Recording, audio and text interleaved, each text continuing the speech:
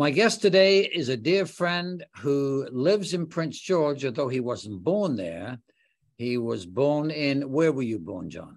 In Holland. In Holland, you see? 1940. He came from Holland in 1940, arrived in British Columbia, and he had on him the great sum of $25.47 and got off the bus in a suit and tie and said to himself, I'm not going to be discouraged, but I'm going to make something of myself in my newfound country of Canada. He is my guest. You're going to love him, John A. Brink. John, welcome. Yeah, thanks a lot, Peter.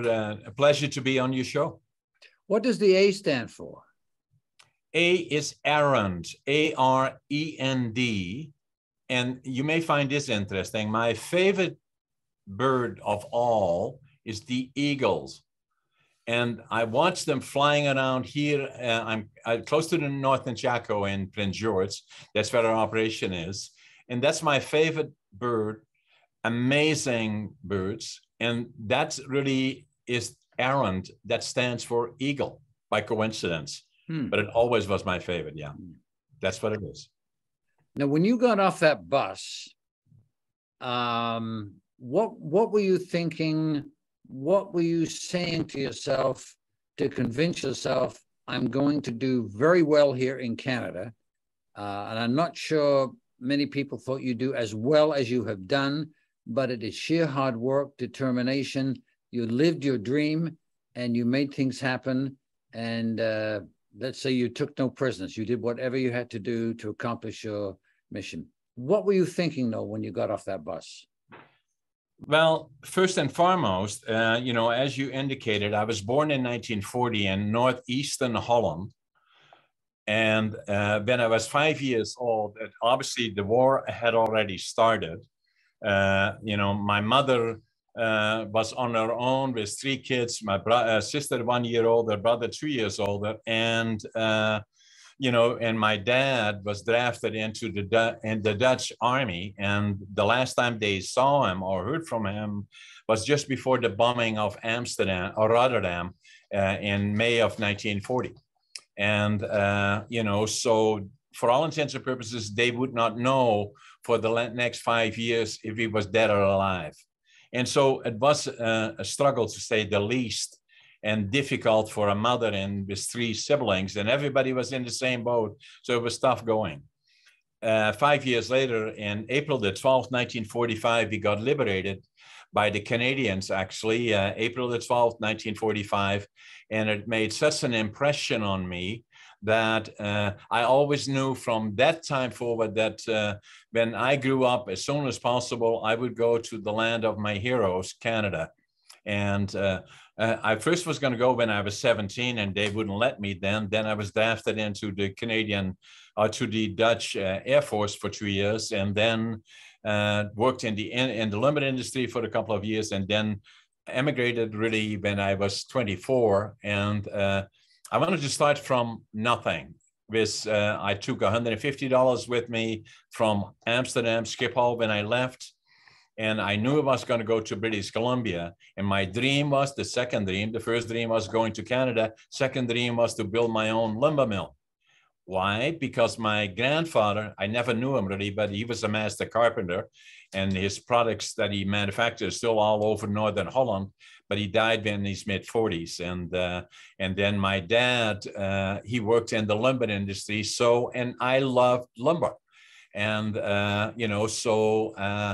I knew that I had to go to British Columbia if I wanted to build a sawmill. So when I came to Vancouver in July of 1965, and I couldn't speak the language, I didn't know a soul, and I didn't have a job. And I talked to an immigration fella that was had a German background, and I was able to speak some German. I told him what I wanted to do, and instantly he said, Prince George. That's where they're building the mills and the pulp mills. That's where the opportunities are.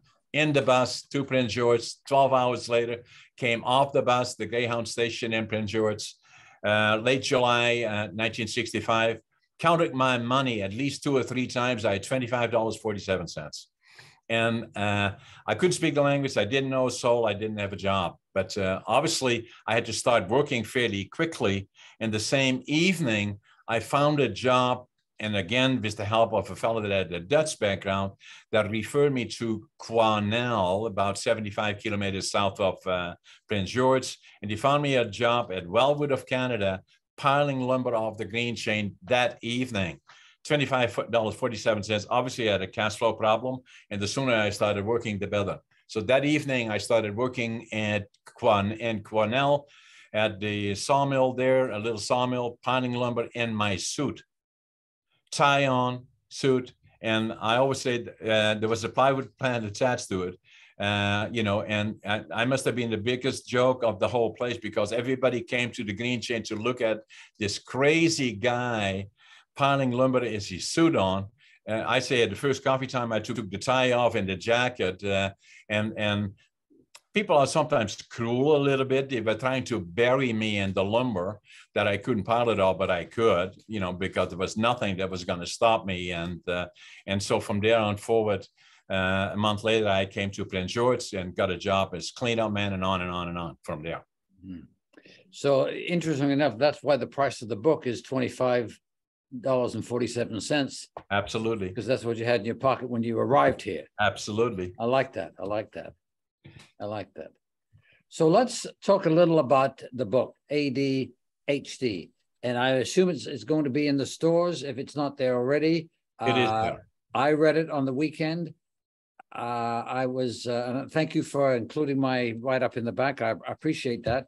But the book is a motivational book, as well as a book on the condition that many people have. When did you discover that you had this? Is it a disease? Would you call it that? Or is it a condition? Yes. So thank you for, contributing to the book. And as you know, I have a lot of respect for you as a friend and as a speaker and as a writer. So I very much appreciate your comments as it relates to the book. The interesting part about all of this, Peter, is that I had no idea, obviously, about ADHD until much later. Actually, I was, and I have to add this to it, it's all in the book as well. I was not a success story in school or in my academic life. I failed grade 3. I failed grade 7 3 times. And at that point, and love my parents deeply, but they had a real problem, and people were contemplating and getting advice. What do we do with this guy? Should we send him to the mentally challenged school, or should we get him a job? And fortunately, they chose to get me a job. School came out, summer holidays was starting in July. School came out end of June, and all the kids were going on holidays. But my dad found me, took me to a store, found me a set of coveralls so I could go to work that following Monday. And the coveralls, I always tell to people that the coveralls, I was relatively small for my size. There were no small coveralls for 14-year-olds. So I had to roll it up the legs, and the crotch was at the knee level, which is modern today, but it wasn't then. And that's how I started working as a furniture maker. And, but I always had a feeling, I was a happy-go-lucky individual, but I had the feeling of the friends that I used to have were no longer friends, because now I was a laborer, if you wish. And I have great respect for people that are laborers and all the other things, but then it wasn't always looked at as being also cool. And, so I kind of felt always an element of failure. And because of that. And then it took me time to think about that, went into the Air Force for 2 years, and then got a career with one of the larger lumber companies in Holland, William Pond. It was an importer of lumber and one of the largest one in Europe, and was quite successful, but I still felt that feeling of failure. And so then when I was 24, I decided to go to the land of my dreams, Canada, and then build my own lumber mill and start from the bottom up to see for at least myself that I could do it. And hence I left as $150. And in my mind, if I was going to come back, I would come back either in a box or successful, one of the two. There were no other options. And, and so when I came off the bus and had my $25.47 and piled lumber, I always did it with the vision of at some day, sooner rather than later, I would own my own lumber mill. Hmm.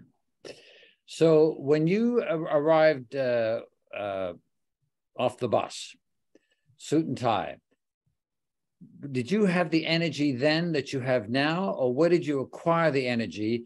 Because it's very obvious when you spend some time with you, and we've only known each other for 3 or 4 or 5 years, but you're consistent with your energy and enthusiasm. And above that, you're a great listener as well. Where did all that come from?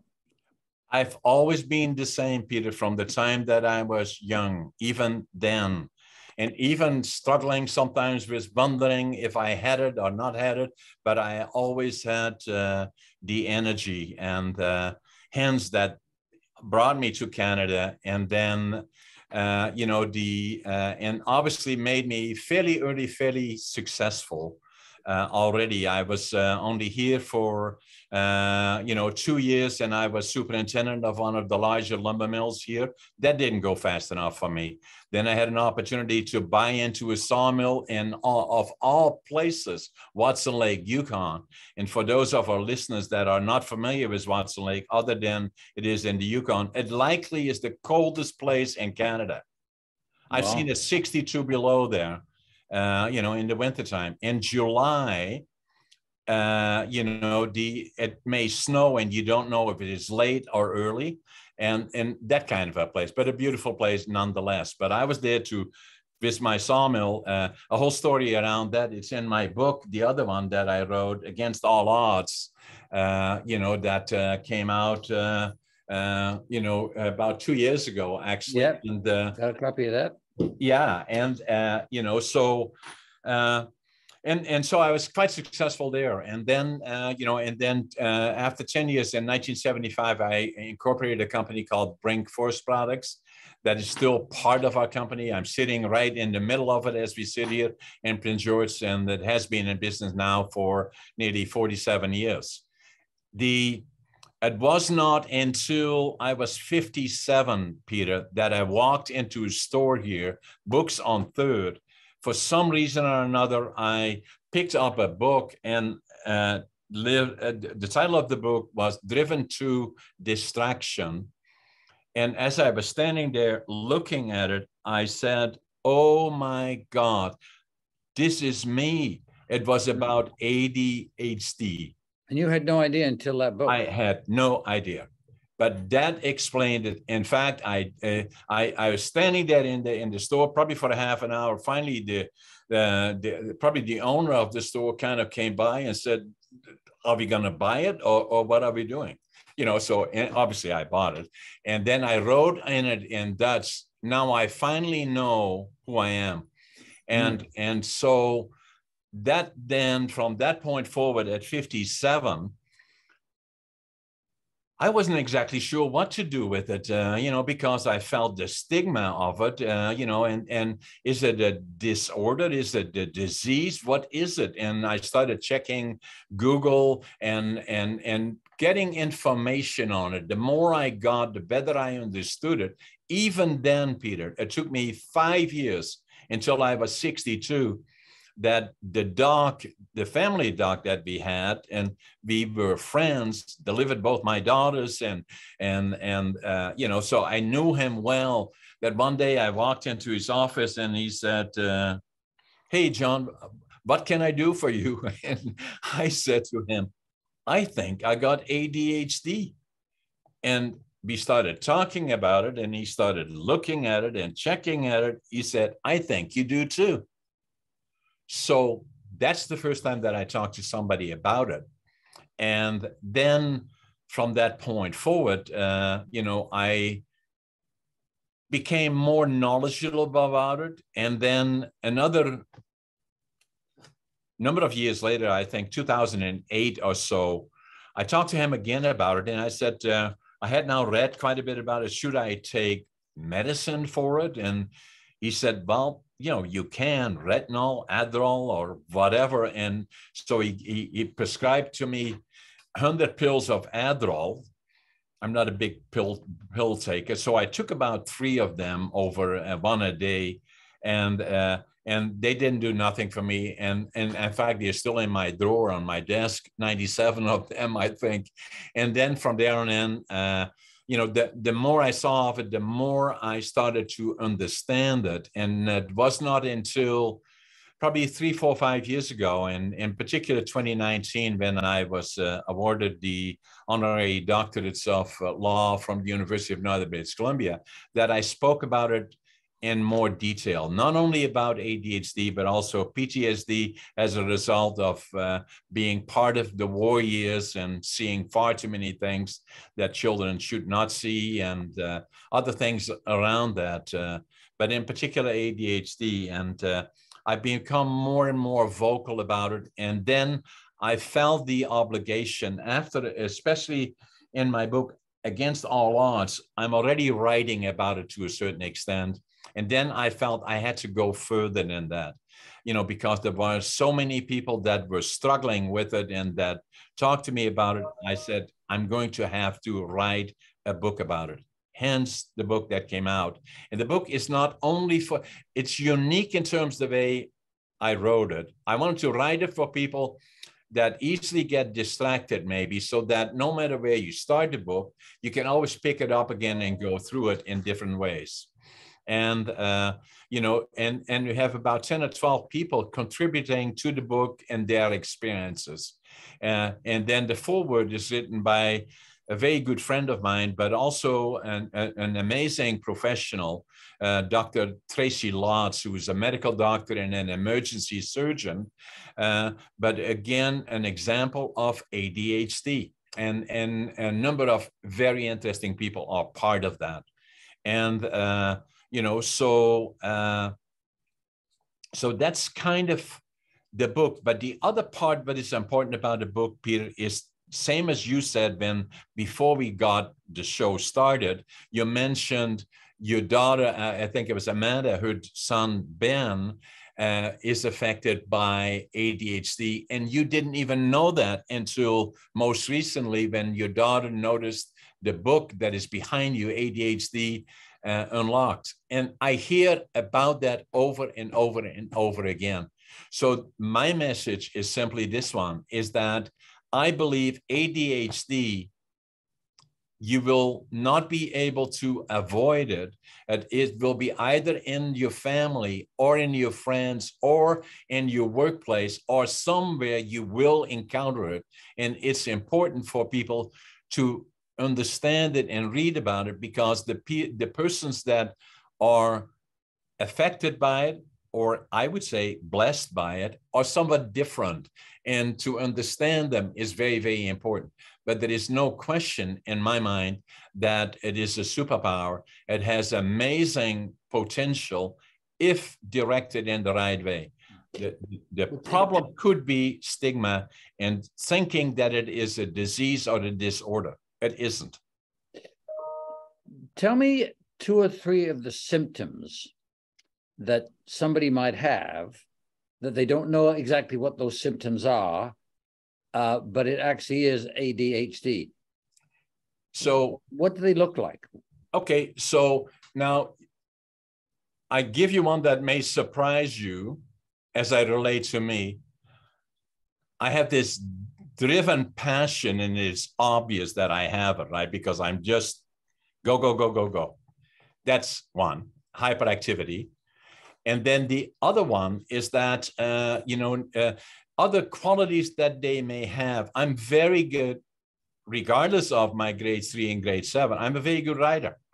And then I have very good qualities in terms of mathematics and a lot of things that I was not skilled for, but I'm very, very good in anything that has to do with numbers. And so what you will see with people that have ADHD is that once they focus on certain areas, make them hyper-focused, they are very good in those areas. They will become bored if you put them for years and years in a classroom and to absorb or have to take in boring, but they consider to be not interesting to them criteria. And so there is another thing that is happening, and you probably saw that in the book, and micro credentials is where we say in skill sets, if we can narrow it down narrower, and then from there on in expand it, maybe a new approach to training and teaching. That does not apply to only ADHD. It may also apply to people that simply are slow learners or have been affected by trauma in some form or fashion. It's a whole different approach. But, you know, I look at ADHD more as a condition, not as a disease or a disorder. Now, I read the book on the weekend, basically in 3 sittings.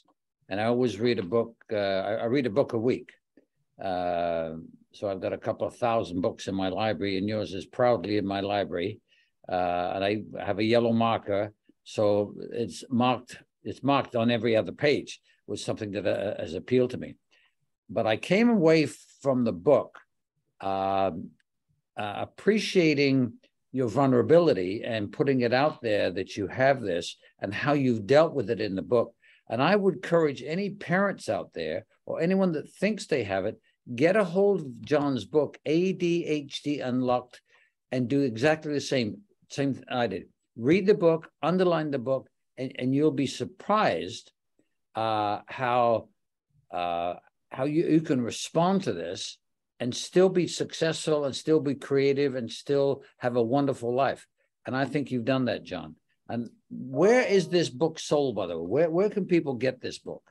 A number of places, Amazon for one, and then it's also an audio book, an Audible, and then johnabrink.com is another one where it is available. And then it is available in Prince George's Books and Company. And then I believe it's also available at my friend's store. My favorite grocery store is Save on Food. Okay. Jimmy would appreciate that. Yes, I'm sure you would be. I sent him a copy of the book, actually, and he, did you? Okay. You know how Jimmy works. You know, I sent him the book, and him and Maureen, and then it probably was within hours he gave me a call. You know, he talked to me. I have a great deal of respect and admire him deeply. Yeah, he is quite something else. Yes. 20 minutes has now been 35 minutes, and I've enjoyed every second of it, John. Thank you so much. We'll make sure you get a copy of this. I'll make sure Ben gets a copy of this interview when we clean it up today and edit it. Thank you so much. Get a book by John Brink called ADHD Unlocked, and you will be motivated if you don't have it. You'll be motivated if you do have it. It is an exciting book. It's an adventure book. It's a business book. It's a motivational book, but it's also a book. And one comment that I have to make, Peter, before I forget, is that your book, Secrets of the Masters, that came out about a month or 2 months ago, you must read that too. It deals with about 20 people that you describe, you know, the uniqueness of all of them, you know, is starting with Jimmy Patterson and ending with John Organ. And I had the honor of, I believe I'm number 6 in there or so, but amazingly, again, for the people not only far and wide, must read The Secrets of the Masters in other publications that you have, of the 24 or 25 of them. And it was my pleasure. Speaking of lunches, next time you come to Vancouver, lunch is on me, my friend. Consider it done. Okay. Thanks, God Peter. bless, John. My honor. Bye-bye.